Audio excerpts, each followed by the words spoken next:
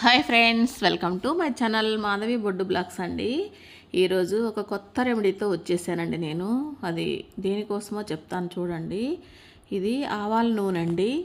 ఆవాలు నూనె ఇది మోకాళ్ళ నొప్పులకి, కండరాల నొప్పులకి చాలా బాగా పనిచేస్తుందండి. ఇది నేను వాడానండి. నేను చాలా రోజుల నుంచి సఫర్ అవుతున్నానండి. నాకు మోకాల కింద కండలు పట్టేసినాయి అండి ఒక కాలుకి.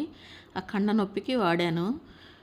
ఇది మట్టి ప్రమిది తీసుకోవాలండి. దీనికి మట్టి ప్రమిది తీసుకొని ఒక వెల్లుల్లి రెమ్మ తీసుకొని అది 4 ముక్కలుగా కట్ చేసుకోవాలి. తర్వాత లవంగాలు 2 తీసుకోవాలి.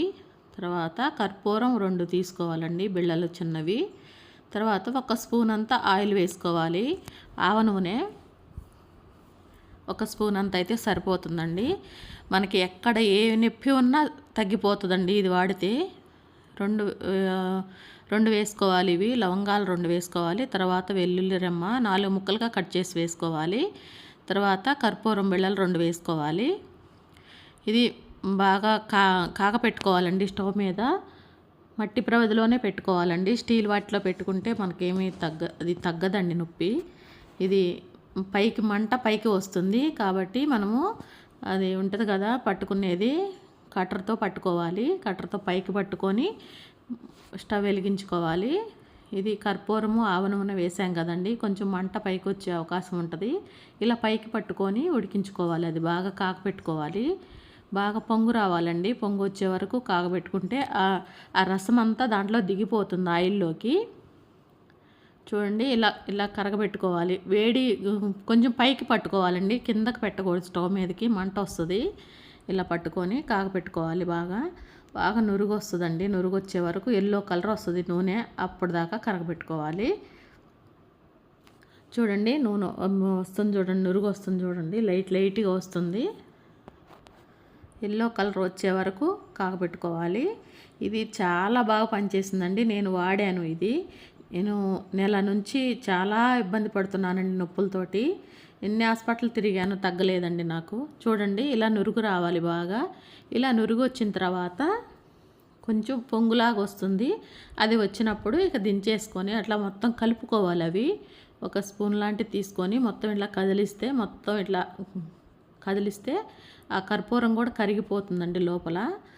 కర్పూరం కరిగిపోయిన తర్వాత ఇక దించేసుకోవచ్చు. కింద పెట్టేసుకొని కొంచెం ఆరిన తర్వాత నులివెచ్చగా ఉన్నప్పుడు పూసేసుకోవాలి. కాళ్ళకు కానీ ఎక్కడ నొప్పి ఉంటే అక్కడ పూసుకోవచ్చు అండి. భుజాల నొప్పులు కానీ, కండరాల నొప్పులు కానీ, మోకాళ్ళ నొప్పులు కానీ, ఏ నొప్పికైనా పనికి వస్తుందండి. ఇది నాకు చాలా బాగా పనిచేసిందండి. నేను వాడిన తర్వాతనే నేను మీకు వీడియో పెడుతున్నాను. నాకు ఒక బామ్మ చెప్పిందండి, ఒక పెద్ద ఆవిడ చెప్పింది. నాకు చాలా రోజుల నుంచి నేను ఇట్లా ఇబ్బంది పడుతున్నాను అంటే ఆవిడ ఇలా వాడమ్మా నీకు తగ్గిపోతుందని చెప్పింది. అందుకని ఇవన్నీ